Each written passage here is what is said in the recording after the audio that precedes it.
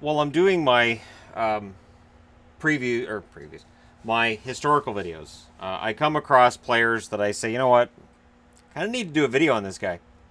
Bronco Horvath is a good example of a guy I need to do a video on. Why? Because this is where the NHL's six-team league holds certain players back.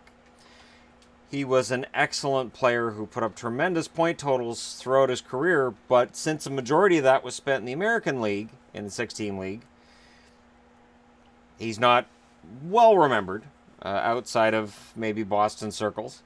He was a member of the Uke line, with Bronco Horvath being the middle of Vic Stasiak and Johnny Busick. Busick, of course, is a legend. Stasiak's a legend. A little bit less for Bronco, I guess. And he was born to a Hungarian family which emigrated from Transcarpathia, which was ceded to Ukraine at the end of World War One. So technically, the Ukrainian line he played on, he wasn't Ukrainian, but where he moved from became part of Ukraine at the end of the First World War. Thus, the Ukrainian line, the Uke line. And it clicked pretty well. And it got the Bruins to one Stanley Cup final. They just couldn't get over the hump because they played the great Montreal Canadiens.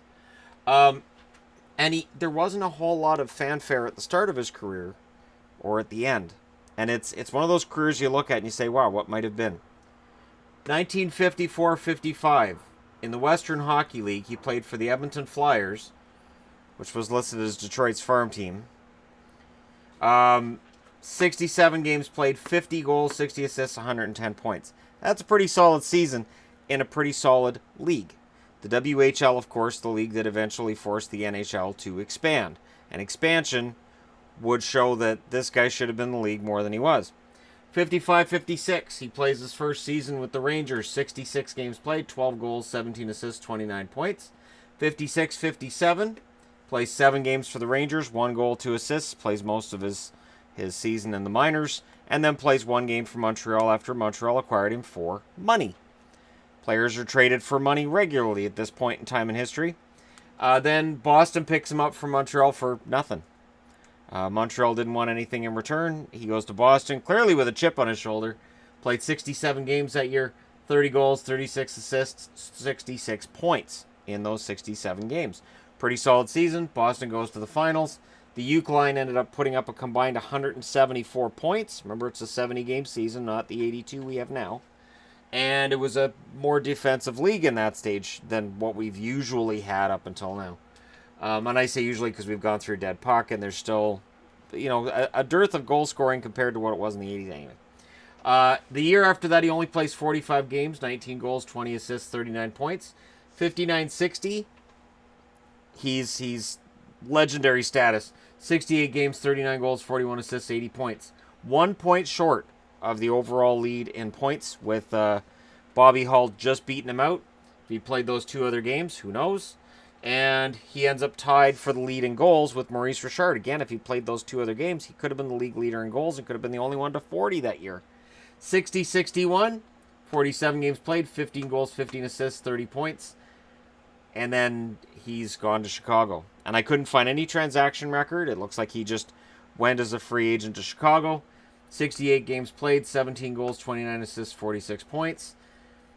Goes back to the Rangers, 41 games in 62-63, 7 goals, 15 assists, 22 points. Ends up going to Toronto from the Rangers, plays 10 games, has 4 assists for Toronto. Is out of the league for 4 years. And then with expansion, this says Dallas, but it's Minnesota. Minnesota North Stars bring him in, 14 games, 1 goal, 6 assists, 7 points, which projects out to a 40-point season over an 80-game schedule. So he plays 434 games in the NHL, 141 goals, 185 assists, 326 points. But look at his American Hockey League numbers. 664 games played, so he played over 1,000 professional games. 263 goals, so he had over 400 goals as a professional. 484 assists, over 600 assists, 747 points. Over 1,000 points combined between NHL and AHL. And remember, this is right before you expand to 12 teams, and there's a lot of talent down there. This is the kind of guy that, by today's standards, And he was 5'11", so he still could have played now. And back then, players were usually below 6 feet. But 5'11" is not too small to play now. By today's standards, I really think this guy would have been a regular NHLer. I think in a 31-team league that we have now, soon to be 32, likely Seattle, I think this guy would have played 15 years in the NHL. He played 20 years professionally. The Rochester Americans, he led them to the Calder Cup. Well, led. He was a big part of the team that won the Calder Cup in 1965, 1966, and 1968. So when he was out of the NHL, he won 3 Calder Cups. And this is the kind of guy that, you know, it's easy to kind of shove him aside when we're looking through history and go, well, it's an interesting anomaly that this guy was 1 point away from the Art Ross, but he never really did anything before or after. But he was a part of a famous line, clearly pulled his weight on that line.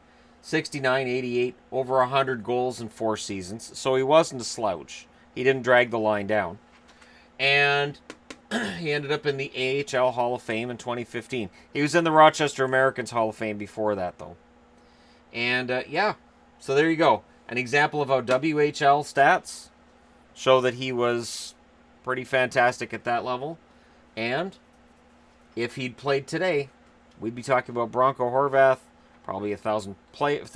I would think by today's standards, I would think he'd play over 1,000 games. I think he'd end up with probably roughly 700 points in today's game.